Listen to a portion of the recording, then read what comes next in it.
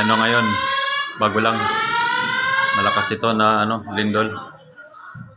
Okay. Nakunan natin ng actual. So, somewhere in...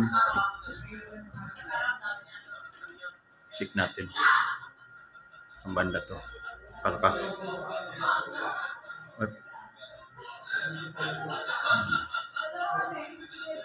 Isa ito. 5.6. Somewhere in... Saan to? Jumalig, Quezon. Tignan po, mayroon na naman. Malakas na naman, mayroon na naman. So, aktal natin nakukunan. So, ngayong araw, no, September 4, malakas siya. Nasa dagat lang. Okay. Lindol. Ayan mo. Ano natin? Napakalakas ito.